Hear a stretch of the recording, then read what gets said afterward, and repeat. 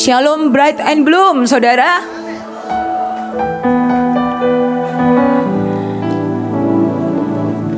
Luar biasa ya. Kalau kita mendengar semua kesaksian-kesaksian tentang Bright and Bloom yang baru saja terjadi, kepingin gak sih ngalamin? Kepingin banget ya. Kan ini semua yang dialamin tidak hanya untuk orang-orang tertentu, karena Tuhan berikan perjanjian bahkan sumpahnya untuk kita semua. Nah, masalahnya mungkin nanti setahun berlalu sudah ada acara baru lagi dan kita menunggu-nunggu. Mana kok nggak terjadi ya? Kenapa kok kayaknya Tuhan pilih kasih hanya orang-orang tertentu yang mengalami?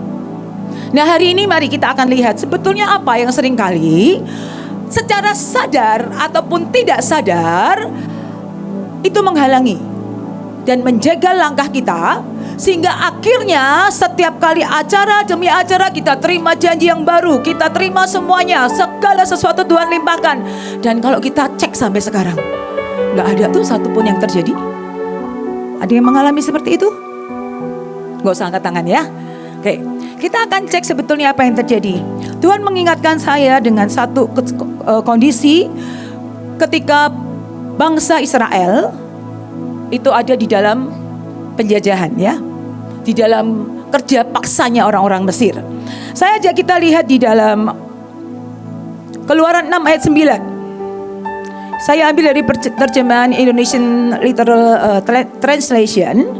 Dibilang begini: maka Musa berbicara kepada Bani Israel, tetapi mereka tidak mendengarkan Musa karena dikuasai roh penderitaan dan karena perbudakan yang berat itu. Ceritanya gimana sih? Kok mereka gak mau dengerin? Kita baca ya Keluaran 6 ayat 1 sampai 8-nya. Boleh minta tolong ditampilkan saja. Kita akan lihat apa yang terjadi. Saya bacakan mulai dari ayat 2. Minta tolong ditampilkan ayatnya saja. Selanjutnya berfirmanlah Allah kepada Musa, Akulah Tuhan, aku telah menampakkan diri kepada Abraham, Ishak dan Yakub sebagai Allah yang maha kuasa. Tetapi dengan namaku Tuhan, aku belum menyatakan diri. Bukan saja aku telah mengadakan perjanjianku dengan mereka untuk memberikan kepada mereka tanah Kanaan, tempat mereka tinggal sebagai orang asing, tetapi aku sudah mendengar juga orang-orang Israel yang telah diperbudak oleh orang Mesir, dan aku ingat kepada perjanjianku. Sebab itu katakanlah kepada orang Israel, Akulah Tuhan, aku akan membebaskan kamu dari kerja paksa orang Mesir, melepaskan kamu dari perbudakan mereka, dan menebus kamu dengan tangan yang teracung dan dengan hukuman-hukuman yang berat. Selanjutnya perhatikan, aku akan mengangkat kamu menjadi umatku, dan aku akan menjadi Allahmu, supaya kamu mengetahui bahwa akulah Tuhan Allahmu yang membebaskan kamu dari kerja paksa orang Mesir. Dan aku akan membawa kamu ke negeri yang dengan sumpah telah kujanjikan memberikannya kepada Abraham, Ishak dan Yakub. Dan aku akan memberikannya kepadamu untuk menjadi milikmu. Akulah Tuhan. Jadi Musa ngomong nih kepada bangsa Israel yang sedang ada dalam kerja paksa, ya, jadi budak orang Mesir. Dia ngomong, wih, janjinya luar biasa ya. Ini loh, Allah mengingat perjanjiannya dengan Abraham, Ishak dan Yakub. Bahkan Allah sudah bersumpah memberikan negeri itu buat kalian. Tapi kemudian tadi yang kita baca, boleh ditampilkan lagi ayat yang tadi.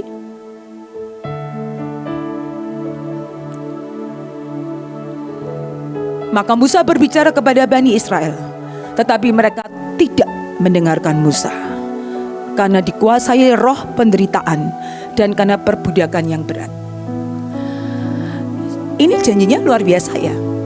Maksudnya gini loh, mereka itu kan berseru-seru kepada Tuhan, Tuhan bebaskan kami dari kerja paksa Mesir ini, dari budak, kami tidak mau lagi jadi budak, bebaskan kami, sudah terlalu berat penderitaannya. Kemudian datanglah firman ini, iya memang Tuhan tuh mau bawa kamu keluar dari sini, karena Tuhan sudah janjikan dan bahkan berikan sumpah loh kepada Abraham, Ishak dan Yakub, memberikan negeri yang berlimpah susu dan madunya. Sebetulnya ini kan menjawab erangan mereka ya. Seharusnya ketika mereka mendengar itu melonjak dengan sukacita gak sih?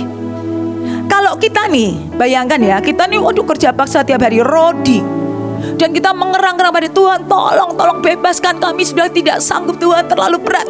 Kemudian Tuhan ngomong, tenang, aku sudah pernah bersumpah loh kepada nenek moyangmu Abraham, Ishak, Yakub, kamu akan aku bebaskan dari sini. Seneng gak? Seneng banget. Kalau saudara-saudara baca Keluaran 6 ayat 1-8 tadi, nada tonnya Tuhan ini kira-kira ya, excited atau enggak sih? Excited banget Tuhan. Tenang. Aku sudah sumpah kok, aku keluarin kamu dari sini. Tapi kok ternyata bangsa Israel enggak excited. Bahkan dibilang mereka enggak mau dengerin. Kenapa? Karena ada roh penderitaan. Setiap kali mereka melihat sesuatu, yang ada di benak mereka hanya penderitaan dan penderitaan.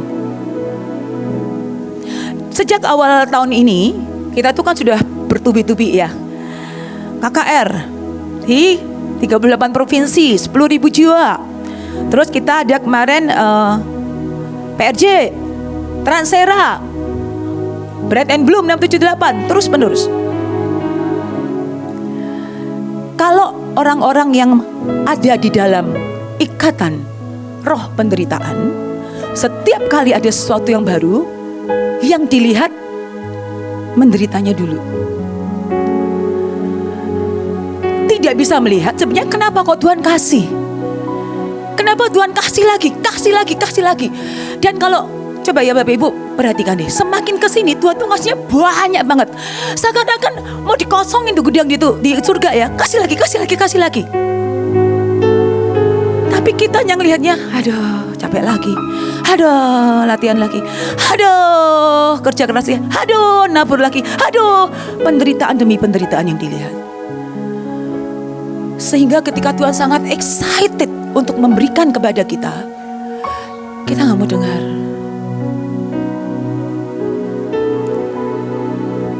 Ini yang betul-betul menghalangi semua janji bahkan sumpah gak nyampe-nyampe di hidup kita. Mari kita lihat apa sih sebetulnya penderitaan, roh penderitaan itu apa ya? Kalau kita bicara menderita itu bisa secara fisik, suruh kerja paksa ya, capek, pikul ini pikul itu, suruh kerja dan seterusnya. Secara fisik dia menderita. Tapi penderitaan yang sesungguhnya sangat mengganggu anak-anak Tuhan adalah penderitaan secara mental. Dan kita berpikir, enggak, aku udah anak Tuhan, aku bebas, mentalku sudah dipulihkan. Puji Tuhan. Tapi coba dicek, benar gak sih kalau mental kita ini tidak kena roh penderitaan? Setiap kali Tuhan bilang sesuatu yang baru, kita juga excited. Yes, aku tahu ada sesuatu yang Tuhan mau kasih lagi. Yes, aku tahu Tuhan kasih lagi yang baru. Mungkin waktu kita pergi dia Bread and Bloom, mungkin gak kepikir ya, Tuhan itu mengasihnya sumpah loh. Tidak di level perjanjian lagi, sumpah loh Bapak Ibu. Misalnya ya, kita mau ada satu acara nih. Ya Tuhan bilang ini, aku lakuin acara ini. Kalau kamu lakuin ini, ya, tak kasih rumah. Mau gak? Gak ada yang mau? Mau gak? Mau dong. Ya udah gak usah rumah, mobil aja, mobil. Tak kasih mobil. Mau gak? Mau. Turunin lagi ya. Tak kasih 100 juta. Mau gak? Mau. Turunin lagi 10 juta. Mau gak? Mau ya, pokoknya kita itu kan di drive dengan upah. Mau, ya iyalah, karena Tuhan memang memberikan upah. Tapi masalahnya gini, yang Tuhan kasih gak sekedar hal-hal duniawi yang bisa habis, tapi dia kasih dia tuh sumpah. Itu mau dibeli di mana? Nggak bisa dibeli. Dan ketika Tuhan excited banget mau ngasih kita sumpah, tapi kita nggak mau denger. Aduh Tuhan, capek lagi. Aduh, kerjaan tambah banyak. Aduh. Kira-kira bersaut-sautan nggak kita? Nyambung nggak? Kalau kita ya excited banget mau ngasih seseorang, aku punya makanan enak ini buat kamu. Terus dianya, nggak suka. Ini di sini yang mau ngasih udah semangat banget ya, udah dimasakin khusus, tapi ternyata dia nggak kepingin. Ya udah, gitu kan. Nah, roh penderitaan itu, ketika mental kita kena dengan penderitaan ini, yang kita pikirin apa sih? Pesimis. Tidak sekedar pesimis, kadang-kadang orang apatis. Perjanjian bread and bloom, padang gurun akan berubah menjadi kebun buah-buahan, kebun buah-buahan akan berubah menjadi hutan buah-buahan. Ada di dulu juga gue udah denger. Sampai sekarang gak pernah berubah, padang gurun terus. Apatis. Tuhan tidak akan pernah bisa bekerja sama dan melimpahkan semua yang Dia janjikan di hidup kita ketika kita dalam kondisi yang apatis. Apatis itu seperti kita punya wadah tapi kita tutup. Tutup itu harus dibuka dulu, supaya akhirnya semua yang Tuhan mau beri, kita punya tempatnya. Tapi banyak di antara kita begitu apatis, udah sering dengar ayatnya ini, udah hafal saya, tapi gak ada kejadian apa-apa di hidup saya. Pertanyaannya, Tuhannya yang salah atau kitanya yang salah? Kalau ada orang-orang yang mengalami, berarti yang Tuhan janjikan itu jadi dong. Kan berarti masalahnya di siapa? Masalahnya di kita. Dan kita sibuk mencari kesalahannya orang lain. Habis kita gak dikasih fasilitas, habis ini, habis itu, habis mepet sih, habis orangnya susah-susah sih. Dan semuanya, dan semua menjadi sasaran kesalahan. Dan kita lupa masalahnya di sini. Saya ingat ada satu kejadian ini satu wabah yang terjadi di Amerika di awal abad 1920 ya. Namanya Black Death. Nah, wabah ini, jadi di waktu itu ditemukan bahwa kematian ibu-ibu yang melahirkan, setelah melahirkan itu tinggi banget angkanya. Tinggi sekali. Dan mereka mencari tahu, para ilmuwan, dokter-dokter mencari tahu penyebabnya apa ya. Dan gak ketemu-ketemu penyebabnya apa. Tapi setiap kali ada yang habis ngelahirin, mati. Tinggi sekali angka kematiannya. Mereka research, cari tahu dan seterusnya, tetap gak ketemu. Satu kali ada seorang dokter bilang gini, coba deh kita lihat proses kerja kita. Karena dokter belum banyak ya, jadi dokternya itu belum banyak. Jadi mereka itu kan banyak yang mati nih ya, otopsi. Karena mereka mau research penyebabnya apa dan cari tahu gimana menanggulanginya. Mereka lakukan otopsi kalau pagi, otopsi mayat-mayat itu. Selesai otopsi, karena tenaga medis gak banyak, setelah itu dia mau melahirkan, mereka langsung membantu ibu-ibu yang mau melahirkan. Jadi mereka tidak ganti bajunya dulu, mereka tidak cuci tangan dengan sabun, sekedarnya aja, dan mereka langsung membantu melahirkan. Nah, dokter ini bilang gini, coba perhatikan, itu kayaknya kesalahan kita. Dokter-dokter yang gak ada yang percaya, enggak, bukan salah diagnosa kamu, analisa kamu salah. Tapi masih terjadi terus, gak ketemu. Terus akhirnya dokter ini bilang gini, coba deh, tolong deh, kita coba aja deh, setiap kali habis otopsi, ganti bajunya, cuci tangan betul-betul, semua peralatan sterilin lagi. Karena peralatan gak boleh sterilin, jangan cepet-cepet, cuci biasa dah. Dan akhirnya yaudah lah ya, karena mereka putus asa juga gak ketemu nih. Akhirnya mereka lakukan itu, ganti baju, cuci tangan betul-betul, semua peralatan di steril lagi. Dan setelah itu, ternyata betul, tingkat kematian ibu-ibu yang habis melahirkan turun dengan drastis. Dan akhirnya mereka ngakuin kesalahannya di kita. Kita membunuh begitu banyak orang. Dan kita berpikir ada virus tertentu, ada pihak-pihak tertentu yang mengakibatkan kematian. Nah Bapak Ibu, seringkali kita terjebak dengan satu pemikiran yang seperti ini. Kita lupa ketika ada masalah, kita sibuk cari tahu siapa yang salah, tanpa kita pernah berpikir jangan-jangan saya yang salah. Kalau Tuhan memberkati yang lainnya semuanya bright and bloom dan saya belum mengalami, jangan-jangan saya yang salah. Saya dikuasai oleh roh penderitaan. Setiap kali ada sesuatu saya melihatnya susahnya terus.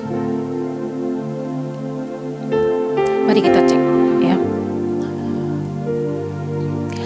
Penderitaan itu kan gini ya, orang yang apatis itu kan, kalau saya lihat tuh gini ya, orang apatis itu seperti orang buta warna, kemudian ditawarin baju.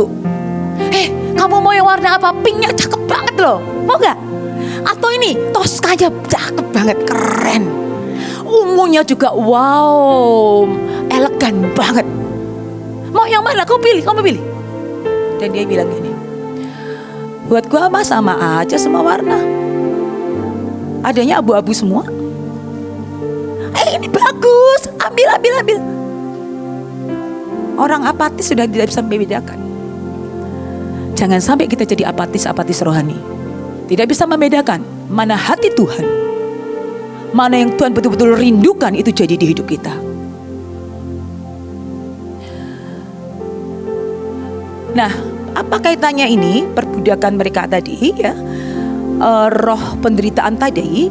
Ketika roh penderitaan itu berkepanjangan dan kita pelihara, akan muncul namanya nanti mindset budak. Apa sih mindset budak? Bangsa Israel ini kan jadi kehilangan jati diri ya.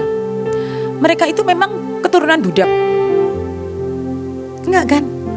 Abraham, Ishak, Yakub semuanya adalah orang-orang terpandang sangat kaya. Mereka punya budak.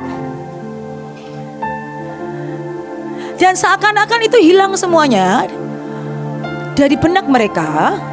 Saking sudah mereka di firman yang dipahitkan dengan semuanya itu, sehingga menderita terus menderita. Dan akhirnya itu hilang semuanya. Makanya muncul mindsetnya itu budak. Kenapa muncul itu? Mindset budak itu yang seperti apa? Mindset budak adalah orang-orang yang selalu atau yang digerakkan oleh emosi. Maksudnya gimana digerakkan oleh emosi? Kita itu kan manusia itu ada emosi, hati kita feeling, ada thinking, ya, ada logic.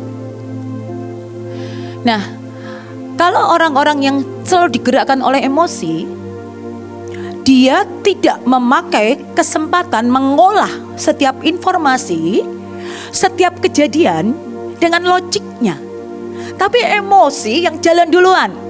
Jadi ini saya kasih gambar otak ya, untuk menjelaskan cara singkat aja. Ada yang disebut dengan amigdala hijack. Jadi di dalam otak kita ada satu bagian kecil, itu namanya amigdala. Amigdala itu adalah emotional brain dibilangnya.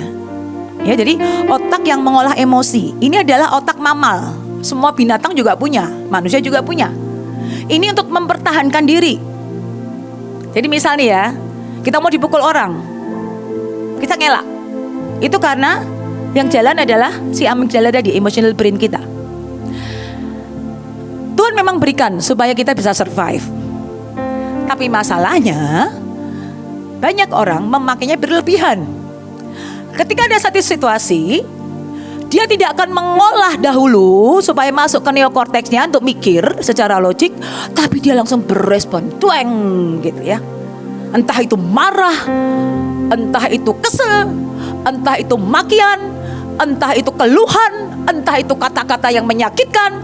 Begitu ada satu kondisi ya, ada satu stimulus yang dilontarkan, dengar orang ngomong gak nyenengin, atau kita lihat perbuatan orang nyebelin, langsung dueng.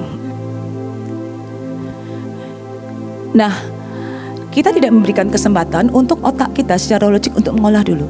Kenapa ya kok Tuhan suruh lagi kita lakukan ini?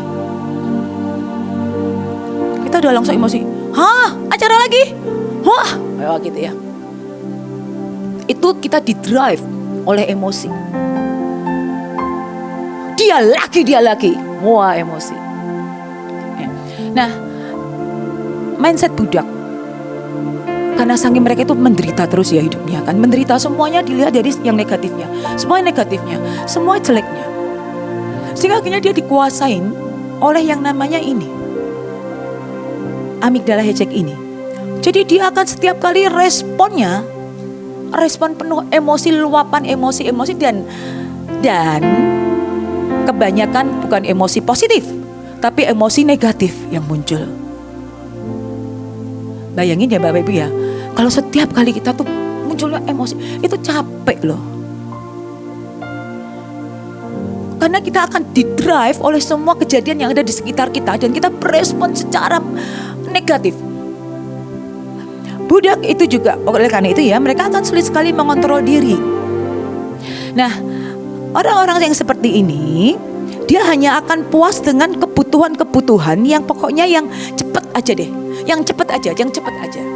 Makanya kalau kita lihat ya, anarkisme gitu ya, kerusuhan yang terjadi, itu kan sebetulnya cuman sering kali gara-gara perut lapar aja kan. Terus emosi, gara-gara perut lapar. Emosi, gak mikir, tunggu bentar lagi diambil makanannya. Gak mikir kan? Kenapa gak ada makanan? Kenapa ini pemerintah tidak menyediakan beras yang murah? Kenapa? Dan semuanya. Nah, oleh karena itu, yuk mari kita belajar. Setiap kali ada satu stimulus yang masuk, kondisi apapun, itu tidak mengenakan, jangan bereaksi dulu, diamlah sebentar. Izinkan neokortek kita bicara. Dan sebetulnya itu tempat di mana kita mengizinkan Roh Kudus bicara di hidup kita. Kalau enggak, kita akan terlalu di-drive dengan kedagingan kita. Kita tidak mengizinkan Roh Kudus punya waktu untuk bicara. Tenang nak, pikir dulu yang benar. Aku mau lakukan sesuatu yang besar di hidupmu. Tenang.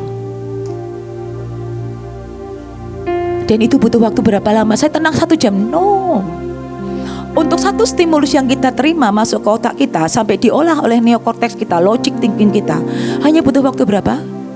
6-10 detik. Tapi ketika kita langsung bereaksi, di-drive dengan emosi kita, detik yang sama langsung kita bereaksi. Dan kita tidak pernah mengizinkan Roh Kudus ambil bagian untuk kita bereaksi. Saya berdoa betul-betul kita dijauhkan ya dari mindset ini.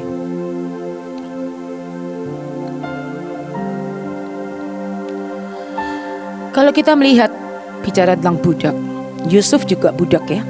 Yusuf dijual sebagai budak. Tapi berbeda. Kita sudah tahu semua ceritanya. Reaksi-reaksi dia sama sekali tidak ada yang di situ. Mindset dia tidak ada yang seperti itu. Bahkan dia berkata, "Enggak apa-apa." Kepada saudara-saudaranya, "Kamu melakukan itu enggak apa-apa. Tuhan mereka-rekakan untuk kebaikanku." Sama-sama budak loh. Kok beda? Yusuf, orang yang memberikan kesempatan kepada Roh Tuhan bekerja, mempengaruhi cara pikirnya dan akhirnya mempengaruhi reaksinya. Izinkan Tuhan mempengaruhi cara otak kita bekerja sehingga reaksi kita yang muncul, reaksi yang bisa dinikmati oleh Tuhan seperti yang tadi Lydia katakan. Oke, selanjutnya. Nah ini contoh-contoh penderitaan dan mindset budak itu ya. Menyedihkan sih ya. Selanjutnya di Keluaran 5 ayat 21, ini ceritanya setelah kan Musa udah ngomong nih kepada orang-orang Israel, terus mereka kan tidak mau mendengarkan. Terus Tuhan bilang, kamu ke Firaun, katakan kepada Firaun, umatku harus pergi untuk mempersembahkan korban di padang gurun. Ya, jadi ke Firaun. Setelah itu Firaun marah dan dia bilang, oke, bangsa Israel males, kalau gitu gak usah kasih jeramis, suruh cari jeramis sendiri, tapi hasilnya tidak boleh berkurang. Mereka keluar, Musa dan Harun keluar dari istana Firaun, dan bangsa Israel langsung ngomong, ya, mereka menyumpahi kedua orang itu, semoga Allah menghakimi kalian karena kalian telah membuat nama kami buruk di hadapan Firaun dan bangsanya, kata mereka. Dan karena kalian telah memberi mereka alasan untuk membunuh kami. Loh, tadi itu loh yang udah diomongin sama Musa, ini loh Tuhan tuh udah sumpah loh kepada Abraham, Ishak, Yakub, kamu keluar dari sini diberikan tanah penuh susu dan madu. Itu udah gak masuk di sininya, malah disumpahin. Sumpah itu kasar loh ya, kasar ya Bapak Ibu ya. Muakiannya itu udah muakian yang tingkat tinggi, sumpahin gara-gara kalian ya. Aduh, luar biasa ya. Mereka tidak tahu apa sih yang Tuhan tuh mau kerjakan buat mereka.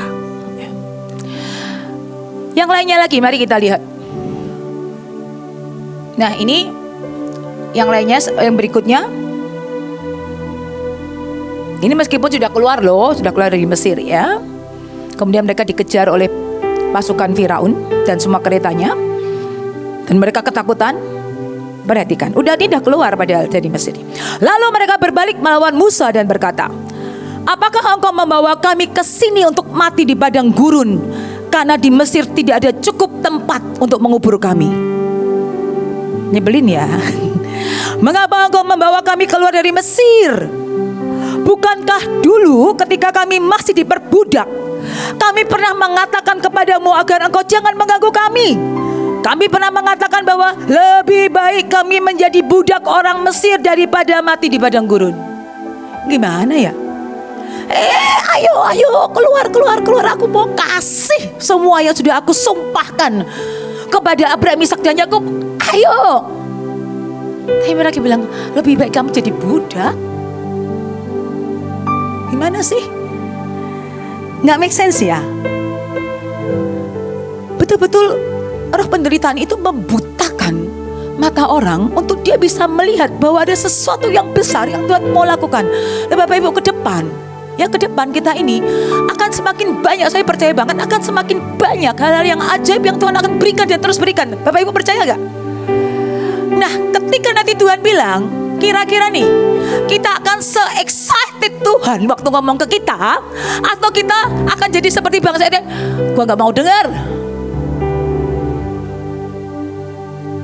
Respon kita ketika Tuhan excited, respon kita tidak excited, ya udah, Tuhan tuh kan nggak maksa ya masalahnya. Ayo kita belajar melihat di depan masih begitu banyak hal yang besar yang Tuhan mau lakukan buat kita, karena Tuhan tuh belum selesai dengan hidup kita. Masih terlalu banyak yang harusnya kita terima yang kita belum terima.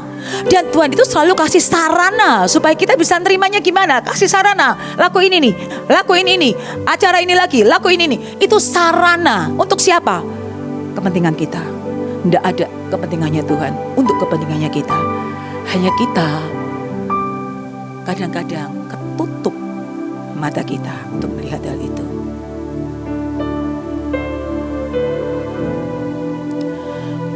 Ketika mereka sedang menggerutu, ketika mereka sedang tidak kepingin aku pengen jadi budak aja. Aduh ya, terus sumpahin mereka. Sementara Tuhan sedang melakukan apa sih? Surga itu sedang sibuk loh saat itu.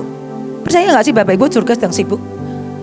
Karena ketika Tuhan mau mengeluarkan bangsa Israel, dia tidak hanya mau ngeluarin bangsa Israel dari Mesir. Mesir dewa-dewanya sangat banyak banget ya. Semua jenis dewa itu ada. Dan Tuhan mau berurusan betul-betul dengan Firaun dan Mesir. Setiap tulah yang diberikan, Tuhan sebetulnya sedang menghancurkan. Dewa ini saya hancurkan, dewa ini dihancurkan, semuanya dia mau hancurkan. Dia mau tunjukkan kepada Mesir, kepada Firaun, dewa-dewamu nggak ada kuasanya, nggak ada apa-apanya, nggak ada. Ketika ya Tuhan itu, ayo ini air, semua air jadi darah. Dia mau ngomong ya, Sungai Nil itu tempat yang diagung-agungkan kan. Itu ada dewanya itu, ada penguasanya. Dan Tuhan mau bilang, mana dewa Sungai Nil? Aku habisin. Ketika Tuhan kasih katak, mereka percaya dengan dewa katak. Badannya katak itu dewa kesuburan. Dan akhirnya ketika katak begitu banyak, kataknya kan juga keinjek-injek tuh. Dewamu kamu injek-injek. Mana dewamu bisa nolong? Ketika apalagi nyamuk, mereka punya dewa bumi. Dan ternyata mana? Gak bisa tolong kamu tuh malah nyamuknya nyusahin banget ya. Mereka punya dewa lalat, mereka punya dewa matahari, maka dikasih gelap gulita. Tuhan mau tunjukkan mana dewa matahari yang kamu sembah. Tuh gelap gulita, gak bisa ditembus sama dewamu. Dihabisin semua sampai akhirnya Tuhan berurusan langsung dengan Firaun. Itulah ke-10, semua anak sulung mati. Tuhan mau katakan, hei Firaun, kamu bilang kamu juga dewa, mana kamu bisa bela anak sulung di bangsamu supaya mereka lulus dari maut? Gak bisa. Setiap tulah Tuhan berurusan satu-satu. Nah ini kalau saya itu bayangin begini ya. Nih ya, ini kan semua gambar tulah. Bayangkan itu kayak flyer nih, flyer kalau kita acara. Flyer yang pertama ya, air jadi darah. Wah, ada acara ini. Judulnya apa nggak tahu lah ya. Ada flyer ini, ye. Harusnya kan kita gitu kan, ye. Selesai. Flyer berikutnya. Wah, ini berikutnya. Kita akan ubah loh kata-kata kita injak-injak. Habiskan. Flyer berikutnya. Flyer berikutnya. Flyer berikutnya. Excited nggak? Pertanyaannya gitu kan. Bangsa Israel suruh ngapain sih waktu tulah demi tulah itu terjadi, Bapak Ibu? Nonton loh, cuma nonton. Nonton dan lihat keajaiban. Kalau sampai nggak excited, ya gimana ya? Nggak ngerti lagi mesti diapain gitu. Nggak suruh apa-apa. Orang nggak disuruh apa-apa sudah ngelihatnya yang negatif terus. Nggak disuruh apa-apa, nonton aja dah. Kamu tinggal aja di Goshen, udah nonton aja. Dan sebetulnya yang perang melawan Firaun dan dewa-dewanya Allah sendiri. Nggak perlu tanganmu. Tuhan bilang, aku nggak perlu tanganmu, aku yang berurusan. Loh sampai segitunya loh. Tapi untuk menimbulkan excitement dari bangsa Israel kok susah. Sampai sudah keluar dari Mesir pun masih lebih baik kita jadi budak di Mesir. Gimana sih kamu? Susah ya menghilangkan itu ya. Excitement itu akan selalu bersahutan. Ketika Tuhan excited dan kita excited bersahutan. Kenapa kok kita tidak mengalami orang lain mengalami? Kita tidak bersahutan dengan hatinya Tuhan. Kita tidak se-excited yang Tuhan ingin lakukan di hidup kita. Saya kemarin menerima kesaksian dari pasukan di provinsi.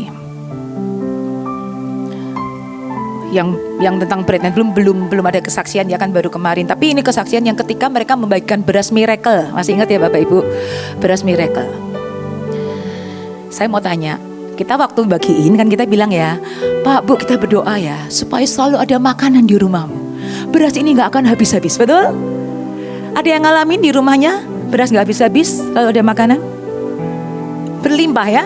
Tapi ada juga yang sama aja, kadang gitu. Nah ajaib sekali, beberapa pasukan kita itu bilang gini, Bu kita tuh ngalamin luar biasa. Setelah kita bagi beras miracle dan kita juga terima, karena kita bilang ya, karena di sana itu kan jemaatnya juga miskin, banyak yang miskin, kasih juga jemaat, kasih juga biar mereka ngalamin.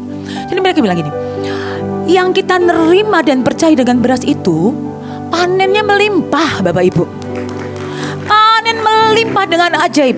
Bahkan salah satu pendeta bilang gini, Bu Ibu tahu nggak, sekarang stok beras di rumah saya cukup untuk 1 tahun ke depan. Ajaib ya.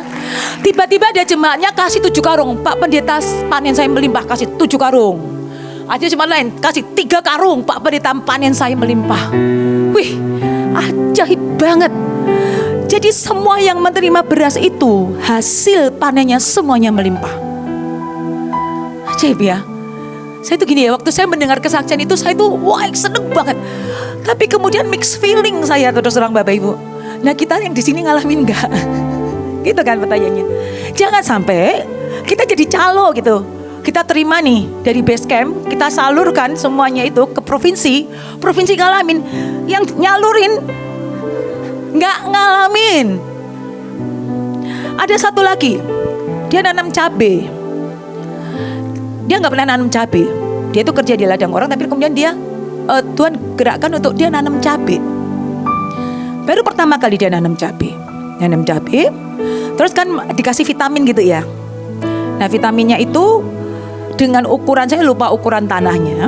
Biasanya orang tuh ngasih vitamin itu 20 jerigen, sekitar 20 jerigen. Tapi dia bilang, Tuhan suruh aku cuma 4 jerigen. Dia ngasih 4 jerigen. Tapi hasil panennya dibanding dengan petani-petani lain yang sudah menanam cabai itu jauh lebih banyak. Yang lain hasil panennya 20 sampai 40 kilo. Hasil panennya dia berapa? 120 kilo. Ajaib ya, sampai dia tuh bilang gini, Bu, saya pikir-pikir ada ya memang malaikat pertanian. Dia bilang, iya ada malaikat pertanian. Mungkin waktu saya itu siramin 4 itu dilipat gandakan sama malaikat ya. Yes, dia bilang, ajaib ya.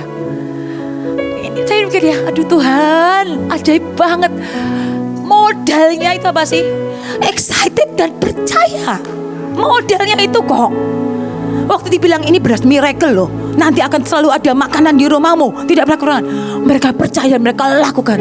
Jadi, nah kita mungkin di sini ala beras gampang carinya, mungkin gitu ya, saya nggak tahu ya. Tapi itu bagi saya ya, itu jadi bahan evaluasi terus terang buat saya. Mereka ngalamin yang ajaib. Di sini gimana? Dan si anak itu terus dia bilang, saking wah, jadi sekarang karena panennya berlimpah ya. Jadi akhirnya orang-orang yang tadi, yang pada petani-petani cabai yang pendahulu-pendahulu yang udah senior-senior, mereka bilang gini, kamu rahasianya apa sih? Kasih tahu dong. Rahasianya apa? Enggak, aku sama kok, vitaminnya juga sama, malah lebih sedikit. Kok kamu bisa panennya berlimpah? Dan akhirnya mereka apa? Kerja di ladangnya dia punya 20 orang, mempekerjakan 20 orang petani-petani cabai senior. Ajaib ya Bapak Ibu ya. Dan mereka bilang, saya mau melebarkan pertanian saya. Dia cari-cari tanah yang disewakan. Semua orang ngincer satu tanah ini. Dia bilang, semua ngincer satu tanah ini. Dan gak dikasih sama pemiliknya. Terus saya datang, saya bilang, saya mau dong sewa. Oh boleh. Langsung dibolehin. Jadi dia perluas lahannya. Ajaib ya. Tuhan kita tuh ajaib Bapak Ibu. Modalnya kita excited aja dan percaya Tuhan pasti akan lakukan ya. Saya juga rindu ngalamin semua keajaiban-keajaiban itu supaya kita tidak hanya jadi penyalur lidah, tapi kita juga mengalami. Ya, amin ya. Nah, begitu sibuknya surga waktu itu. Mau habisin semua dewa-dewa Mesir, mau mengeluarkan bangsa Israel dari Mesir. Dan kesibukan ini satu lagi buktinya ya, di Keluaran 12 ayat 42. Malam itu ketika bangsa Israel keluar dari Mesir, malam itu Tuhan terus berjaga. Yang berjaga Tuhan loh. Ajaib ya. Tuhan yang berjaga, saking Tuhan tuh kepingin banget supaya kamu ngalamin gitu ya. Tuhan berjaga untuk mengantar mereka keluar dari Mesir. Dan itulah juga malam yang untuk seterusnya dipersembahkan kepada Tuhan sebagai malam peringatan. Tuhan sibuk banget untuk melaksanakan semua yang dia rindukan buat hidup kita. Kitanya mau gak juga, nyaut aja deh. Kuncinya nyaut aja, pasti kita akan ngalamin ya. Cuman ya tadi ya, kalau kita baca lagi kejadian-kejadian berikutnya di bangsa Israel, mereka terus terikat dengan roh penderitaan dan mindset budak itu. Padahal ya, ini ada satu yang saya tertarik sekali dengan status baru yang Tuhan berikan ya, ketika saya baca ayat ini. Boleh selanjutnya? Keluaran 12 ayat 11. Makanlah cepat-cepat dalam keadaan siap untuk melakukan perjalanan jauh. Jadi waktu malam ketika Tuhan beritahu kamu